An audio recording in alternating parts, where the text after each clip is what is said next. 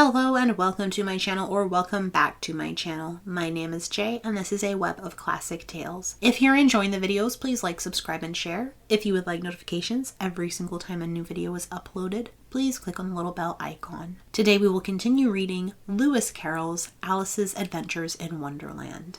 "You can't think how glad I am to see you again, you dear old thing," said the Duchess as she tucked her arm affectionately into Alice's, and they walked off together. Alice was very glad to find her in such a pleasant temper, and thought to herself that perhaps it was only the pepper that had made her so savage when they met in the kitchen. "When I'm a duchess," she said to herself, not in a very hopeful tone though, "I won't have any pepper in my kitchen at all. Soup does very well without.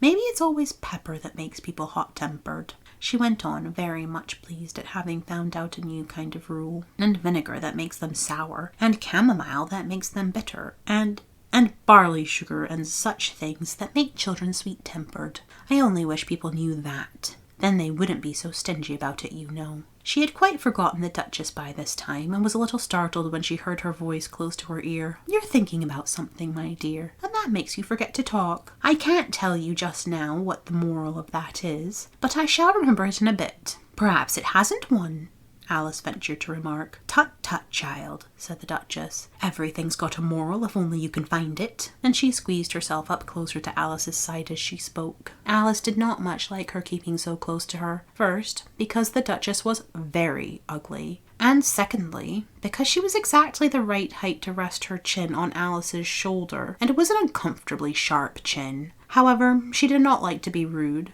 so she bore it as well as she could. "The game's going on rather better now," she said, by way of keeping up the conversation a little. "'Tis so," said the Duchess, "and the moral of that is, oh, 'tis love that makes the world go round." "Somebody said," Alice whispered, "that it's done by everybody minding their own business." "Ah, well, it means much the same thing," said the Duchess, digging her sharp little chin into Alice's shoulder as she added, "and the moral of that is, take care of the scents, and the sounds will take care of themselves." How fond she is of finding morals in things, Alice thought to herself. "I dare say you're wondering why I don't put my arm around your waist," the Duchess said after a pause. "The reason is that I'm doubtful about the temper of your flamingo. Shall I try the experiment?" "He might bite," Alice cautiously replied, not feeling at all anxious to have the experiment tried. "Very true," said the Duchess. "Flamingos and mustard both bite. And the moral of that is, birds of a feather flock together." "Only mustard isn't a bird," Alice remarked. "Right as usual," said the Duchess. "What a clear way you have of putting things. It's a mineral, I think," said Alice. "Of course it is," said the Duchess, who seemed ready to agree to everything that Alice said. "There's a large mustard mine near here. And the moral of that is, the more there is of mine, the less there is of yours." "Oh, I know," exclaimed Alice, who had not attended to this last remark. "It's a vegetable. It doesn't look like one, but it is." "I quite agree with you," said the Duchess. "And the moral of that is, be what you would seem to be. Or if you'd like to put it more simply, never imagine yourself not to be otherwise than what it might appear to others. That what you were or might have been was not otherwise than what you had been would have appeared to them to be otherwise." "I think I should understand that better," Alice said very politely, "if I had it written down, but I can't quite follow it as you say it." "That's nothing what I could say if I chose," the Duchess replied in a pleased tone. "Pray don't trouble yourself to say it any longer than that," said Alice. "Oh, don't talk about trouble," said the Duchess. "I make you a present of everything I've said as yet." "A cheap sort of present," thought Alice. "I'm glad people don't give birthday presents like that." But she did not venture to say it out loud. "Thinking again?" the Duchess asked, with another dig of her sharp little chin. "I've a right to think," said Alice sharply, for she was beginning to feel a little worried. "Just about as much right," said the Duchess, "as pigs have to fly. And the but here," to Alice's great surprise, the Duchess's voice died away, even the middle of her favourite word moral, and the arm that was linked into hers began to tremble. Alice looked up, and there stood the Queen in front of them, with her arms folded, frowning like a thunderstorm.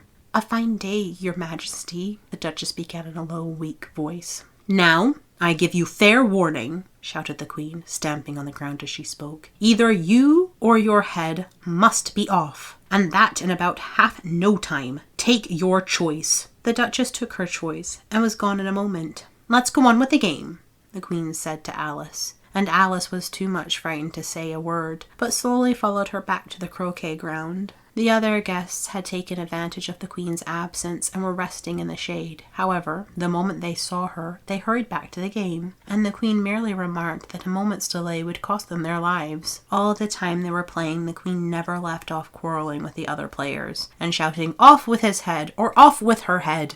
Those whom she sentenced were taken into custody by the soldiers, who of course had to leave off being archers to do this, so that by the end of half an hour or so, there were no archers left, and all the players, except the King, the Queen, and Alice, were in custody and under sentence of execution. Then the Queen left off, quite out of breath, and said to Alice, "Have you seen the mock turtle yet?" "No," said Alice.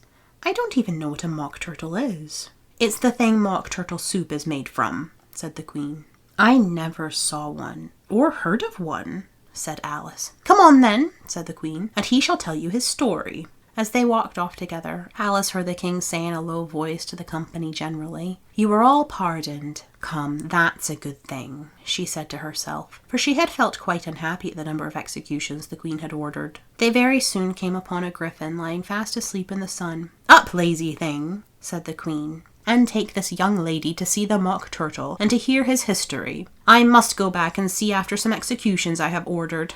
And she walked off, leaving Alice alone with the griffin. Alice did not quite like the look of the creature, but on the whole, she thought it would be quite as safe to stay with it as to go after the savage Queen. So she waited. The griffin sat up and rubbed its eyes. Then it watched the Queen till she was out of sight. Then it chuckled. "What fun," said the griffin, half to itself, half to Alice. "What is the fun?" said Alice. "Why, she," said the griffin. "It's all her fancy, that. They never executes nobody, you know. Come on."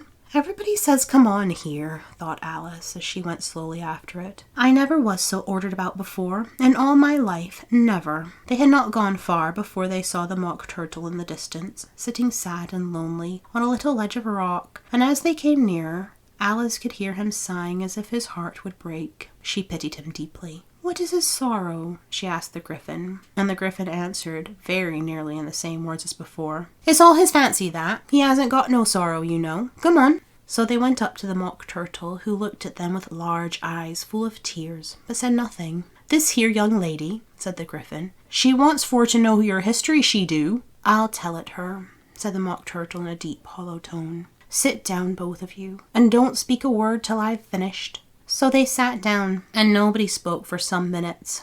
Alice thought to herself, "I don't see how he can ever finish if he doesn't begin." But she waited patiently. "Once," said the mock turtle at last with a deep sigh, "I was a real turtle." These words were followed by a very long silence, broken only by an occasional exclamation of "Shurk!" from the griffin, and the constant heavy sobbing of the mock turtle. Alice was very nearly getting up and saying, "Thank you, sir, for your interesting story," but she could not help thinking there must be more to come. So she sat still and said nothing. "When we were little," the mock turtle went on at last, more calmly, though still sobbing a little now and then, "we went to school in the sea. The master was an old turtle. We used to call him Tortoise." "Why did you call him Tortoise, if he wasn't one?"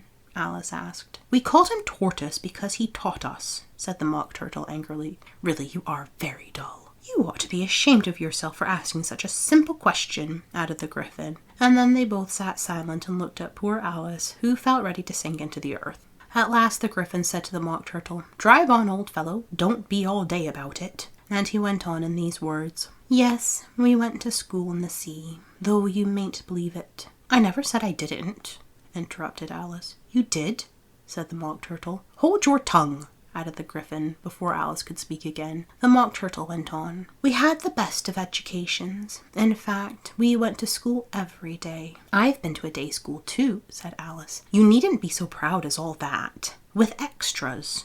asked the mock turtle a little anxiously. "Yes," said Alice. "We learned French and music." "And washing?" said the mock turtle. "Certainly not," said Alice indignantly. "Ah, then yours wasn't really a good school," said the mock turtle in a tone of great relief. "Now at ours, they had, at the end of the bill, French, music, and washing extra." "You couldn't have wanted it much," said Alice, "living at the bottom of the sea." "I couldn't afford to learn it," said the Mock Turtle with a sigh. I only took the regular course.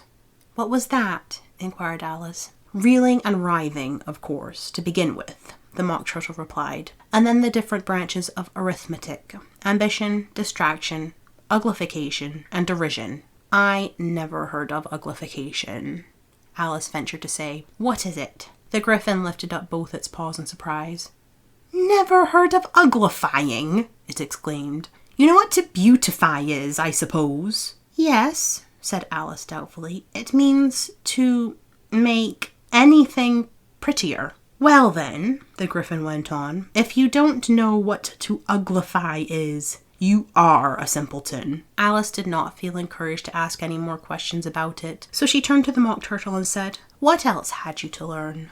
Well, there was mystery, the Mock Turtle replied, counting off the subjects on his flappers. Mystery, ancient and modern, with seography, then drawling. The drawling master was an old congreal that used to come once a week. He taught us drawling, stretching, and fainting in coils. What was that like? Said Alice. Well, I can't show it you myself, the Mock Turtle said. I'm too stiff. And the Griffin never learnt it. Hadn't time, said the Griffin. I went to the classical master, though. He was an old crab, he was. I never went to him, the Mock Turtle said with a sigh. He taught laughing and grief, they used to say. So he did, said the Griffin, sighing in his turn, and both creatures hid their faces in their paws. And how many hours a day did you do lessons? Said Alice in a hurry to change the subject. 10 hours the first day, said the Mock Turtle. 9 the next, and so on. What a curious plan, exclaimed Alice. That's the reason they're called lessons, the Griffin remarked, because they lesson from day to day. This was quite a new idea to Alice, and she thought it over a little before she made her next remark. Then the 11th day must have been a holiday. Of course it was, said the Mock Turtle. And how did you manage on the 12th? Alice went on eagerly. That's enough about lessons, the Griffin interrupted in a very decided tone. Tell her something about the games now. Thank you for listening. This has been Lewis Carroll's Alice's Adventures in Wonderland, Chapter 9. I've been Jay. This has been a web of classic tales. Please like, subscribe, and share. Click the bell icon for notifications. I hope you're having a fantastic day. Have a nice life, and I'll see you next time.